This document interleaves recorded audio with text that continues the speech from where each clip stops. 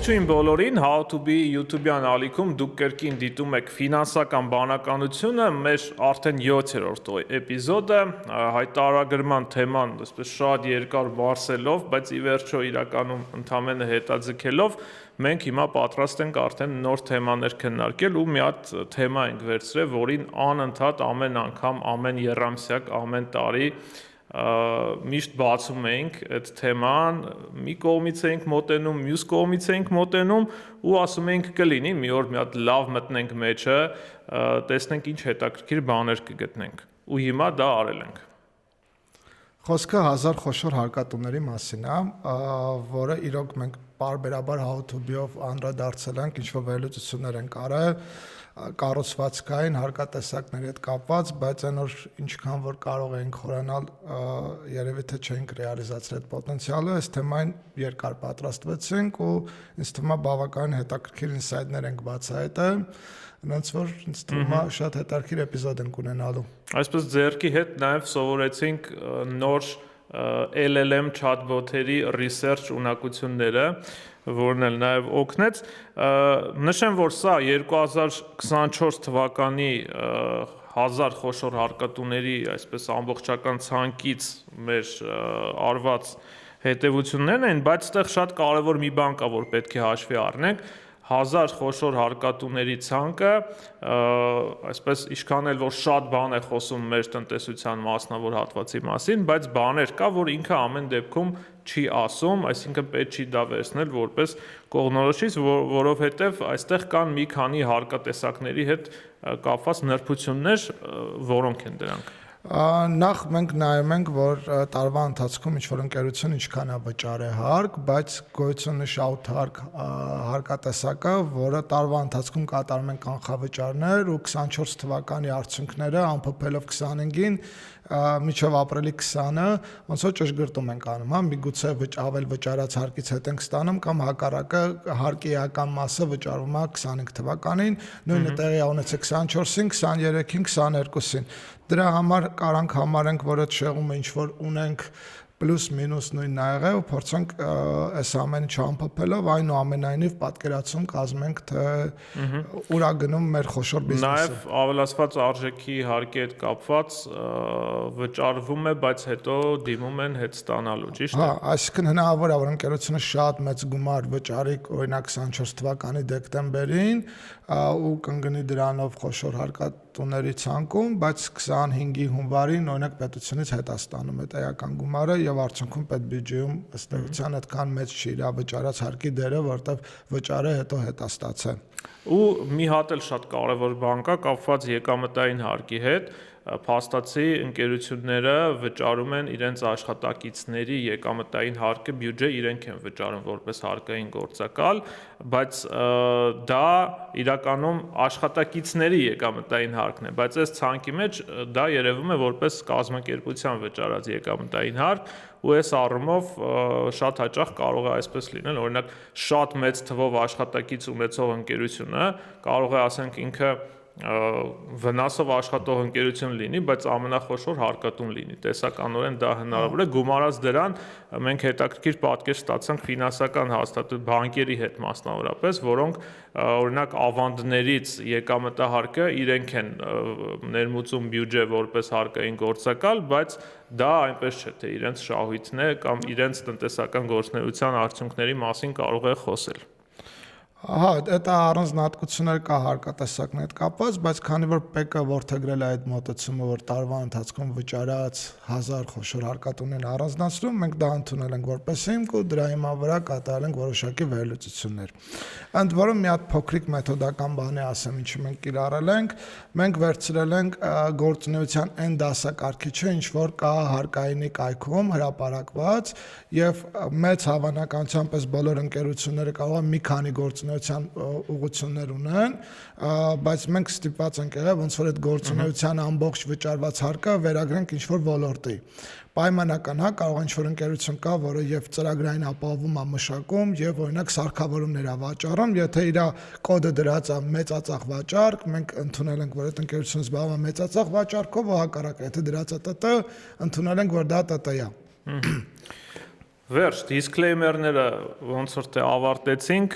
չեմ սիրում այս դիսկլեյմերների հատվածը, մեկն եմ սիրում, այն որ բաժանորդագրվեք։ Մեր ալիքին գնացինք։ Եվ այսպես 1000 խոշոր հարկատուների ցանկը 2024 թվականին ինչ ունենք այստեղ, առաջին հերթին երևի այսպես ամփոփ տվյալներին անդրադառնանք, ընդհանուր վճարված հարկերի քանակը։ Ընդհանուր քանակը ավելացել է ու դարել է 1.77 տրիլիոն դրամ։ Դժվար ասել է տրիլիոն բառը։ Բայց շատ չի ավելացել, նույնիսկ սպասվածից երևի քիչ է ավելացել։ Աճը 3.5% է, իրականում իմ կարծիքով նորմալ է, որովհետև մենք ունեցել ենք շատ մեծ աճ 23-22-ի համեմատ,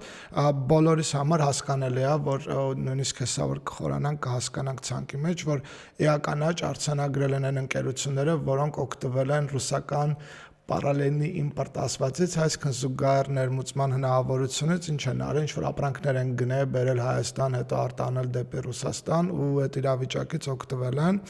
ու բնականաբար ժամանակի ընթացքում, եթե սկզբից շատ ակտուալ էր Հայաստանով այդ ամեն ինչը անել, գտնվեց այլ ընտրանքային ավելի մրցունակ տարբերակներ ու շուկան այդ առումով ոնց որ փոքրացավ։ Բայց ես ասեմ ամենամեծ երևի աճ գերանցածը քանակային ոչ տոկոսային, դա հենց ցանկի առաջին հորիզոնականում այսպես ամփոփող Զանգեզուրի բրնձամոլիբդենային կոմբինատն է, որը եթե 2023-ին 70 միլիարդի կարգի հարկ էր վճարել, 2024-ին 100 միլիարդ է հարկ վճարել, 30 միլիարդը դա որպեսի պատկերացնենք, ասենք ցանկի առաջին տասնյակի 10-րդ տեղը մոտ 20 միլիարդ է վճարում, իսկ իր մոտ արդեն 30 միլիարդի տարբերություն, այդ կարծում եմ ընդհանուր ցանկի վրա էլ է շատ մեծ ազդել, մեծ հաշվով ասենք այս 1.77 տրիլիոն դրամ աճի կեսը երևի ինքն է ապահովել։ Հա։ Նո մյուս բանը ինչ ոնց որ նկատել ենք, դա Mobile Center, որի մասին շատ խոսացին, եւ Pretty-Way ընկերություններն են, Վեստանը։ Այդ հենց այն ընկերություններն են, որոնք նորին պատմած իրավիճակից երևի լավագույնս են օգտվել։ Տասնյակում էլ ունենք փոփոխություն, Arching բանկին փոխարինել է Masses International տաբակը։ Բայց ես ավելի շատ կասեի 10-ում գրեթե չունենք փոփոխություն, որովհետև ասենք մի ընկերություն է փոխվել, այդ կարծում եմ շատ փոքր շեղում է, մնացածը նույնն են, իհարկե որոշ հորիզոնականներ փոխվել են, օրինակ նույն Mobile Center-ը նախորդ տարի, եթե 4-5-րդն էր, եթե ճիշտ եմ հիշում, այս տարի արդեն երկրորդ ամենախոշոր հարկատուն է, բայց ընդհանուր նրանց վճարած հարկերի այսպես մոտավոր միջակայքը նույնն է մնացել, այդ խոսքը 20 միլիարդից մինչև 50-60 միլիարդի կարգի են այդ երկրորդից 10-րդ տեղը գրաված ընկերությունները վճարում։ Ու նաև ընդհանուր ասենք, եթե ամբողջ ցանկը վերցնենք 1000 խոշոր հարկատուների, 2024-ին 785 ընկերություն նույնն են, ինչ 2023-ին, այսինքն ընդամենը ինչքան է ստացվում 215 նոր մասնակից ունի 1000 խոշոր հարկատուների ցանկը։ Դե ստեղ էլ կա բավական հետաքրքիր բաներ, այսինքն կան ընկերություններ, որոնք օրինակ 22 թվականին չեն եղել խոշոր հարկատուների մեջ, 23-ին հայտնվել են, հետո 24-ին նորից կորել են, ու դրանց մասին է նորից խոսանք, որտեվ դա էլի գալիս է այդ զուգահեռ ներմուծման հնարավորություններից օգտվելու, հետո մեր պետական մարմինների կողմից որոշակի վարկագիծ փոփոխելու պատճառով այդ ընկերությունները ստեղծվեցին, որոշակի հարկեր վճարեցին, հետո նորից ոնց որ դուրս են մնացին ցանկից, չգիտեմ, մեծ մասը հավանաբար չան է գործում։ Երևի հիմա ոլորտային գնանք, առանձին ոլորտներում տեսնենք ինչ է կատարվում, եթե այսպես ամբողջական ցանկը վերցնենք ըստ ոլորտների, որ ոլորտներն են ամենաշատ հարկերը վճարում, առաջին տեղում մեծածախ եւ մանրածախ առևտուրն է, դասակարգիչում ընդեղ էլի շարունակություն կա, մեքենաների վերանորոգում եւ այլն, որտեղ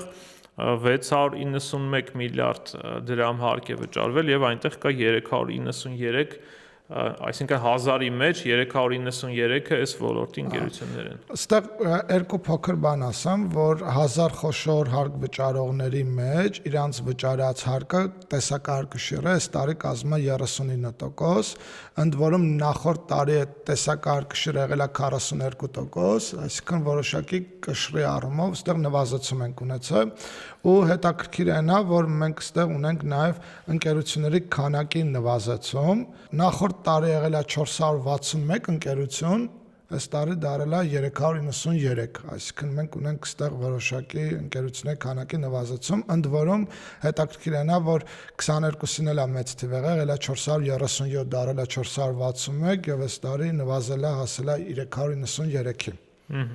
Երկրորդ խոշոր ոլորտը հարկ վճարող մշակող արդյունաբերությունն է, որը վճարել է 273 միլիարդ դրամ հարկ, այսինքն ավելի քան 2 անգամ քիչ, քան առևտրի ոլորտը, եւ այստեղ 138 ընկերություն կա 1000-ի ցանկում, որը այս գործունեությամբ է զբաղվում, ընդ որում պետք է նշել, որ սա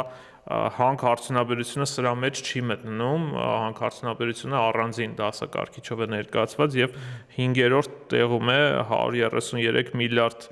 դրամ հարկով 16 ընկերությունով, փաստացի ստացվում է հանք արդյունաբերության այսպես հարկերի 133 միլիարդից 100-ը Զանգեզուրի կոմբինատն է տալիս, այսինքն մի ընկերության ոլորտ է դեռ իրականում ինքը։ Այստեղ ոնց որ երևի ակտուալ կլինի, ոնց որ ամուսարի շահագործման թեման նորից դարձավ ակտուալ ու հետաքրքիր է թե եթե հանքը այնուամենայնիվ աշխատի, ինքը ինչ տեղ գրավի ոնց որ մեր 1000 խոշորի մեջ ու ոնց կազդի կառուցվածքի մեջ։ Ու նաև հետաքրքիր է այս մի քանի օրվա գործադուլը, որ եղավ Զանգեզուրի կոմբինատում, ինչպես կանրադառնա բյուջեի վրա։ Հա, դա լավ ոնց որ բան, որովհետև բավական էական ժամկետ է, չի աշխատում ու դա ընդ որում մի բան ասեմ, որ մշակվող արդյունաբերությունը ինքը այն ոլորտներից է, որտեղ որ տեսակարգշիռով ունենք էական աճ, գրեթե 1% իր տեսակարգշիռը 24-ը 23-ի համեմատ աճել է, դա էլ որպես հավելյալ ինֆորմացիա։ Եվ այսպես երրորդ տեղում ամենաշատ հարկ վճարող ոլորտների ֆինանսական եւ ապահովագրական գործունեություն կատեգորիան է, այստեղ 159 միլիարդ դրամ հարկ է վճարվել 46 ընկերության կողմից, ու ինչն է հետաքրքիր, գրեթե համարժեք հարկ նաեւ վճարվել է տեղեկատվություն եւ կապ կատեգորիայում 134 միլիարդ 97 ընկերության կողմից, սա մեծ հաշվով IT ոլորտն է, գումարած տելեկոմ ընկերությունները, որոնք իրականում այստեղ բավականին մեծ կշիռ ունեն։ Հա, այս ինձ համար երևի ամենամեծ բացահայտումն էր, որ տպավորություն կա, չէ՞, որ մեր բանկերը, ֆինանսական կառույցները մեծ են, մեծ քանակությամբ աշխատողներ են ու տենց բավականին շատ հարկ են վճարում, ունեն մեծ ազդեցություն տնտեսության վրա ու ՏՏ-ի մասին միշտ խոսում ենք ինչ-որ ստարտափային բանով, որ ինչ-որ փոքր բան է, որը դեռ պետք է մեծանա, ինչ-որ էֆեկտ ստեղծի, բայց գրեթե նույնչափ հարկ են վճարել։ Իհարկե հարկերի վճարման կառուցվածքը տարբեր է, որտեղ ՏՏ-ում հիմնականում շատ մեծ դա հենց քո նշած աշխատավարձերից հարկերն է, բայց այնուամենայնիվ պետական բյուջեն համալրելու տեսակետից ոլորտը իրոք ցույց է տվել, որ բանը, ընդ որում էլի տեսակարգշիռով ՏՏ-ն գրեթե 22% իր տեսակարգշիռը մեծացրել է ու այդ այն ֆոնի վրա, որ տարբեր վիճակագրական տվյալներ կար, ոլորտը անկում է ապրում ու այս առումով ոնց որ իրոք շատ տենց բան է, հաճելի նորություն է, ընդ որում մենք վերլուծություն արեցինք, որ այդ J դասակարգչով ոնց որ կա մոտ 1600 քանի բիզնես, որոնցից մոտավորապես 400-ն էին, որ ՍՊ-ներ էին, մնացածը ինչ-որ ԱՁ-ներ են, այսինքն մասնավոր կոպիտ ասած ինչ-որ մեկը աշխատում է, գրանցվել է որպես ԱՁ եւ օգտվում է, ու իրանցից 97-ը խոշոր հարկ վճարողների մեջ են, այսինքն գրեթե ՏՏ ոլորտի 20%-ը դա խոշոր հարկ վճարողներ են, ինչը նորից ինձ համար բավական հետաքրքիր բացահայտում էր։ Այո, եւ իրանք միջինում վճարում են այսպես 1 միլիարդ դրամ հարկ ստացվում է։ Այսինքն ինչի համար եմ սա հատուկ ընդգծում, որ էլի կար բացասական նեգատիվ ինֆորմացիա ՏՏ ոլորտին տրամադրվող աջակցությանը, ու բացի դրանից էսեն աջակցությունը չէր, որը ոնց հասկացանք համայն քաղաքընկալում էր ու կարգերի հետ կապված է բավականին շատ խնդիրներ կա ու նոր ինչ-որ բաներ փորձում է հստակեցում ստանալ, այնուամենայնիվ կարանք փաստենք, որ եթե մենք դիցուկա կարողանում ենք 10 հատ ստարտափ ստեղծենք, իրանք հավանաբար 10-ից 2-ը 2-3 տարի հետո կընկնեն խոշոր հարկ վճարողների մոտ մոտավորապես 1 միլիարդ չեկով, ու դա կարելի է ուղղակի լավ մոդելավորել, հասկանալ թե արտոնության որ չափն է, որ կարող է լավագույնս ոնց որ բան անի, հա, մի կողմից հարկային ծախս, այսինքն են չհավաքվող հարկը, որը մենք ոլորտը ստանում ենք, ու մյուս կողմից այլ հարկատեսակներ, օրինակ եկամտային հարկով ավելացումով կարելի է մոդելավորել ավելի խելացի ու թիրախային բան ստանանք, աջակցության մոդել ստանանք։ Հա, ինձ թվում է, այս այն թեման է, որ մեր նոր էպիզոդներում դեռ լինելու է, բայց իդեպ ինչով է նաև առանձնանում այս IT ոլորտի այս ցանկը խոշոր հարկատուների մեջ, որ ինքը շատ լողուն է եւ անընդհատ փոխվում են, այսպես կա մի ընկերություն, որը որ միշտ իր տեղը ունի, ընդ որում բարձր տեղը, խոսքը իհարկե կայացած Synopsys ընկերության մասին է, որը գրեթե միշտ առաջինն է այս ոլորտում, իսկ մնացածը շատ հաճախ փոխվում են ամեն տարի, այս տարվա այսպես առաջատարներին եթե նշենք, երկրորդ տեղում Avito-ն է, այնուհետև EPAM ընկերությունը, հետո Align Technology, RightTech եւ PixArt-ը, որ վերջին տարիներին էլի միշտ այսպես խոշորների մեջ է լինում, ընդամենը 6-րդն է, հաջորդում են Service Titan-ը, Viam Armenian, Arcterran, Nexter Studio-ն, Boston Gen-ն եւ այսպես շարունակ։ Բայց այստեղ էլ շարժը շատ է ու ընդ որում մի հատ կարևոր բան է ասեմ, որ ոլորտը 22 թվականին ներկայացված ա եղել 77 ընկերություններով, հիմա դառել է 97, այսինքն նույնպես քանակային առումով, տոկոսային առումով բավականին մեծ է,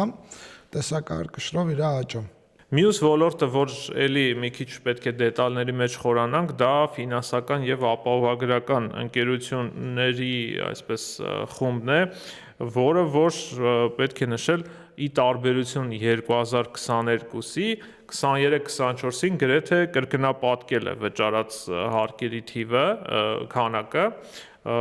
ինչը հասկանում ենք, այս ոլորտում աճը իհարկե տեսանելի է, թաքցնել չի լինի, ու այս տարի նաև հետաքրքիր մասնակիցներով է այսպես համալրվել, որի մասին հեսա կպատմենք։ Միջավայր ասենք, որ ոնց որ ոլորտում ամենաշատ հարկ վճարածը դա Ամերիաբանկն է, համաձայն 24 թվականի, ընդ որում բավականին մեծ բան ունի, տարբերություն կա երկրորդ տեղի հետ կապված։ Բայց ինչու Արչին բանկը չէ, այդ մենք տենց էլ չհասկացանք, ինչպես գիտեք, շահույթով Արչին բանկն է ամենամեծ շահույթ գերանցած բանկը, ընդ որում էականորեն գերազանցում է մյուս բանկերին շահութաբերության ցուցանիշով։ Հիշում ես նայեցինք, օրինակ եկամտային հարկի մասով Ամերիաբանկը տենց անգամներով ավելի շատ էր վճարը եւ այլն, ընդ որում ստեղ մի հատ բան կա, որ Արչին բանկի վճարած հարկը 23 ու 24-ի մեջ, հա, բավականին մեծ է տարբերությունը, 4 անգամ տարբերություն, հա, ընդ որում ավելի քիչ է դառը, քան 22 թվականին էր, դա լավ ոնց որ տարօրինակ երևի պետք կլինի մի քիչ ավելի շատ ուսումնասիրել, հասկանալ թե Եթե գիտեք այս հարցի պատասխանը, եթե դուք Արչին բանկի ֆինանսական թիմից եք, հա, կարող եք հյուր գալ, մեզ պատմել, ինձ թվում է շատերին հետաքրքիր, բայց հետաքրքիր է նաև ամեն դեպքում հնգյակը, որ ընկերություններն են ամենաշատ հարկ վճարել այս կատեգորիայում, Ամերիաբանկը ասեցինք գրեթե 23.5 միլիարդ դրամ հարկ, այնուհետև Ագբա բանկն է 13 միլիարդ դրամով, ակին մեծ է տարբերությունը, հետևում են Ինեկո բանկը, Յունի բանկը, Կոնվերս բանկը եւ հետո նոր միայն Արչին բանկը։ Ինձ համար նաև հետաքրքիր էր Telcel-ի շատ կայուն դիրքը,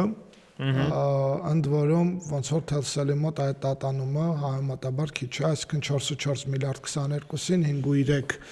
23-ին եւ 4-9-ը գրեթե 5, 24-ին ինձ թվում է նորից բավականին Այո, վճարը հաշվարկային ընկերություններից ամենաշատ հարկն է վճարել ու այսպես գրեթե միջին կարգի բանկին համարժեք հարկ է վճարում ու այս տարի բայց ավելի հետաքրքիր կլինի հասկանանք այս տրանսպորտային համակարգից ինչ կգեներացվի արդյունքում։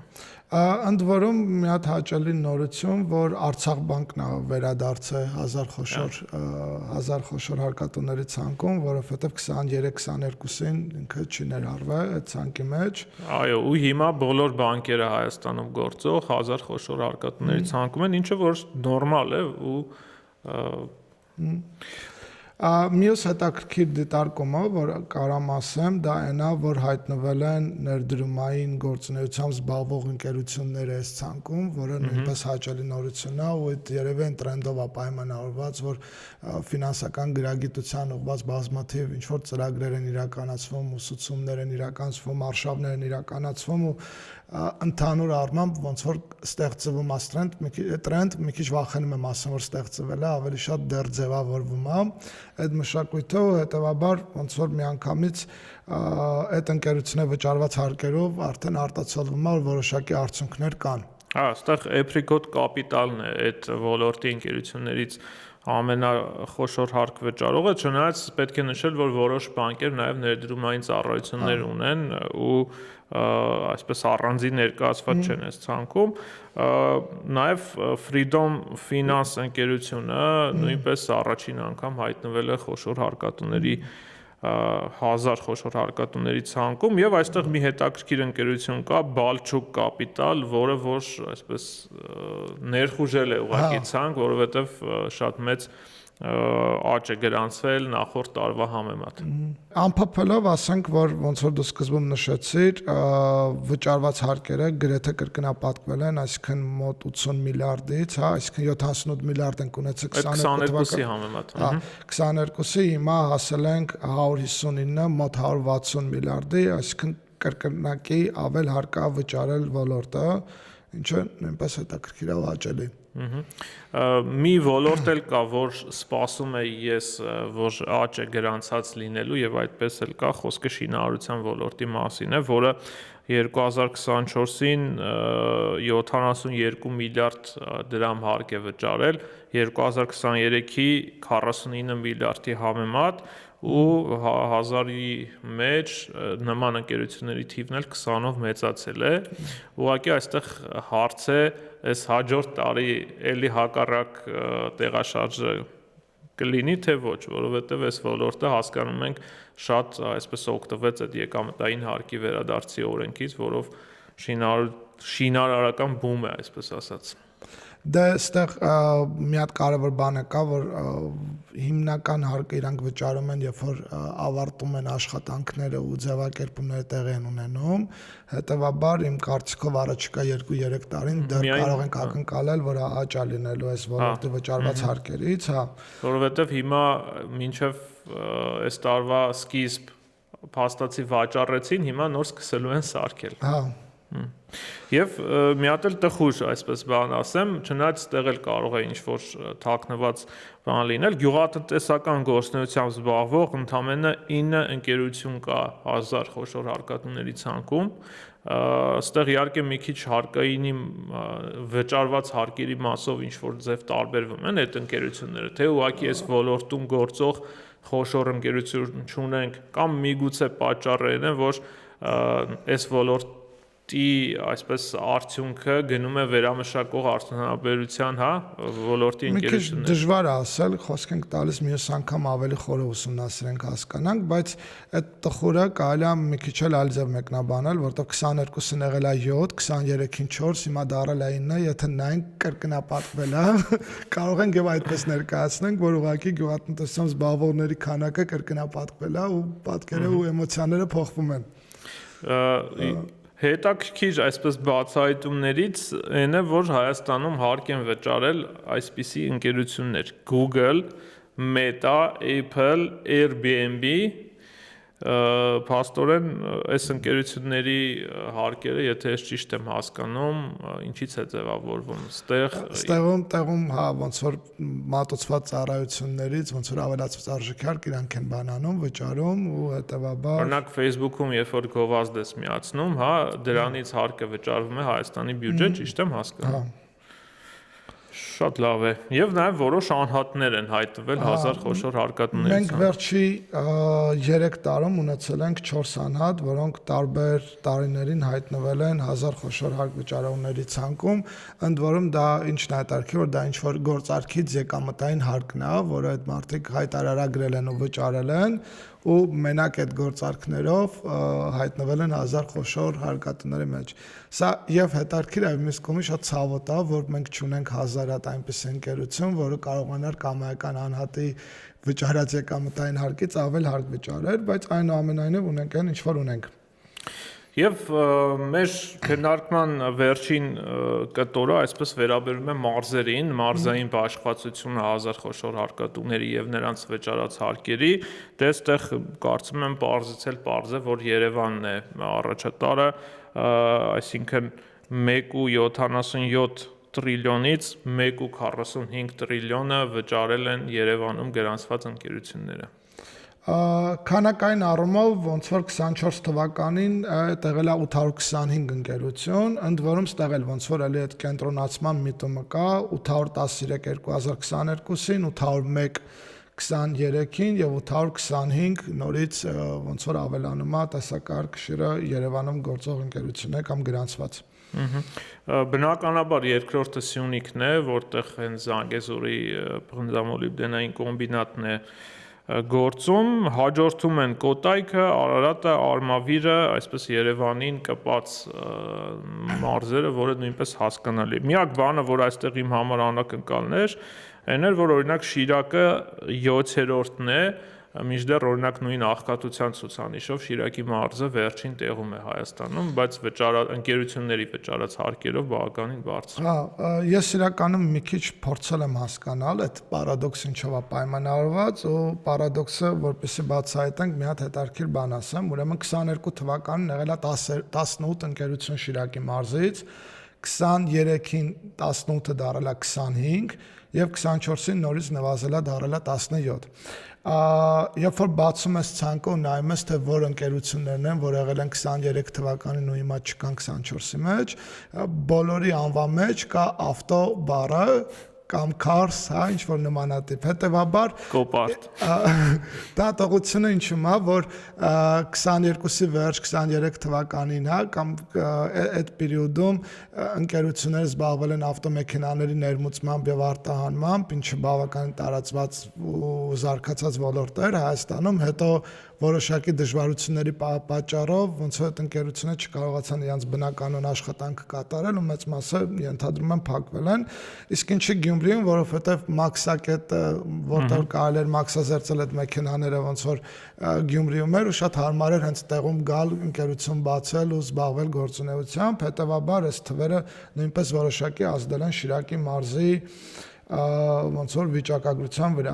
Մի հատ հետաքրքիր բան ասեմ, որ թեպետ բացարձակ վճարած հարկերի քանակով ոնց որ Սյունիքն էր երկրորդ տեղը, բայց ընկերությունների քանակով Կոտայքն է երկրորդ տեղը, այսինքն Կոտայքում գործող 52 ընկերություն կա, որոնք խոշոր հարկատուների մեջ են, հետո գալիս է Արարատը 23, Արմավիրը 22 եւ նոր Սյունիքը 20 ընկերությունով։ Իսկ Տավուշից քանի ընկերություն է։ Տավուշից 3։ Ընդ որում շատ տխուր պատկեր է, որովհետեւ ես հիմա ընդհանուր թիվն եմ նայում, Տավուշի մարզը, այսպես ընդամենը 3 ընկերություն ընդհանուր վճարել են 1.4 միլիարդ դրամ հարկ, ասենք մի հատ ՏՏ ընկերության, մի հատ ՏՏ ընկերության չափ, շատ միջինացված ՏՏ ընկերություն։ Իրականում 1000-րդ հարկատուն մոտավորապես 300 քանի միլիոն դրամ հարկ է վճարում, այսինքն շեմը այդպիսին է 1000-ի մեջ մտնելու ու Տավուշում փաստորեն ընդամենը 3 ընկերություն է, որ կարողանում են այդ շեմը հաղթահարել, այդ իրականում շատ տխուր պատկեր է։ Դե Վայոց ձորում ընդամենը 4, այսինքն նույնպես տենց պատկերը բան չէ, Գեղարքունիքում 7 եւ Արագածոտնում 9։ Գեղարքունիք, Վայոց ձոր, Տավուշ մեր արևելյան մարզերը որտեղ փաստացի կարող ենք ասել, որ բիզնես ակտիվությունը 0-ականին մոտ է, ստացվում է այսպես, եթե այս թվերից ստատենք։ Ну, խոշոր բիզնեսի։ Խոշոր, հա։ Այսքանը ինչ ունենք ավելացնելու։ Երևի թե այսօրվա համար այսքանը, սա մեր առաջի փորձն էր այս ֆորմատով վերլուծել 1000 խոշոր հարկատուներին, հավանաբար էլի կգտնենք ինչ-որ հետարքիր մեթոդիկա, թե նոր ինչ միտումներ կարող ենք բացահայտենք ու ինձ թվում է ուղղակի կարող ենք խոստանանք, որ մենք այս գործը շարունակենք, այլ ավելի կհմտանանք, այլ ավելի կխորանանք ինչ-որ փոխկապակցված երևույթներ բացահայտելու, նաև բացահայտելու, թե այդ փոփոխությունը իրականում գետնի վրա ինչա տեղի ունեցավ եղել, ոնց որ, չգիտեմ, ավտոմեքենաների օրինակ բան ենք անում կամ զուգահեռ ներմուծման, այսինքն դա պատճառներն են, որոնք բերում են նրան, որ ինչ-որ ընկերություններ հայտնվում են, հետո կորում են այդ 1000 խոշորի մեջ, եւ նաեւ կվերլուծենք, թե մեր ավանդական բիզնեսները ուր են գնում, այսինքն մենք այս պահին խոսեցինք ընդհանուր հարկերի, բայց լավ կլիներ հետո առանձնացված խոսենք օրինակ շահութաբերության, այսինքն շահութարկի հետ կապված, հասկանանք, թե ընկերության շահույթներն է մեծանում, փոքրանում, որովհետեւ դա էլ է կարևոր ցուցանի, փորձենք հասկանալ ոլորտների շահութաբերությունը, այդտենց ինչ-որ։ Ես իրականում հասկացա նաև այս process-ից, որ մի քիչ բարդ հետախուզական աշխատանք է սա, որովհետև բիզնեսներից շատերը, ասենք, իրենց հարկերը վճարելուց ինչ որ բաներ ուզեցել են այլ կերպ ներկայացնել, չէ, երևի մի փոքր այսպես ձևափոխված բան, իսկ մենք ունենք հակառակ պատկերը եւ վերցրել ենք դրանից փորձում ենք վերցնել իրականությունը ու այստեղ շատ բան կարող է պարզ չդառնալ, բայց նաև կխնդրենք նաև այն մասնագետներին, ովքեր դիտեցին մեր էպիզոդը, կարող եք գրել ինչ-որ բաներ, եթե իրականություն կա դրա տակ, որը չենք կարողանում բացահայտել, նաև մեծ սիրով պատրաստ ենք լսել մասնագիտական կարծիք եւ նաև նույնիսկ քննարկումներ։ Նույնիսկ կարող ենք հրավիրենք հյուր միասին, ոնց որ այն տվյալները ինչ որ ունենք, վերլուծենք ու փորձենք հասկանալ, բայց ինձ թվում է մենք հաջորդ քայլին նաև կվերցնենք ընկերությունների ֆինանսական հաշվետվությունը, որտեղ շատ ավելի թափանցիկ պետք է լինի եւ ավելի պարզ ինֆորմացիան ու դրա հետ անենք։ Ուղղակի 1000 ֆինանսական հաշվետվություն վերլուծելը բարդ է, բայց կառանձնացնենք ինչ-որ ոլորտներ, ոլորտի առաջատարներին կփորձենք հասկանալ, թե ինչ շահութաբերություն ունի այդ ոլորտը ու փորձենք այլ ավելի խորանալ հասկանալ, որովհետև բիզնեսի էֆեկտիվությունը մենակ վճարված հարկերով դժվար է պայմանավորել, այնց որ կփորձենք այդ ինսայդներն էլ բացահայտել, որոնք որ կան ֆինանսական հաշվետվություններում։ Շատ լավ, շնորհակալություն մեր 7-րդ էպիզոդը դիտելու համար, շատ ուրախ ենք, որ վերադարձանք, Վլադ, ես որ շատ ուրախ եմ։ Եվ այդ արդյոք կարելի է խնդրել, որ բաժանորդագրվեն մեր ալիքին։ Այո, բաժանորդագրվեք մեր ալիքին, որպեսզի հետևեք մեր հաջորդ էպիզոդներին, կամ էլ ուղղակի կարող եք գնալ զբաղվել բիզնեսով եւ հայտնվել 1000 խոշոր հարկատուների ցանկում։ Այսօր այսքանը, կհանդիպենք։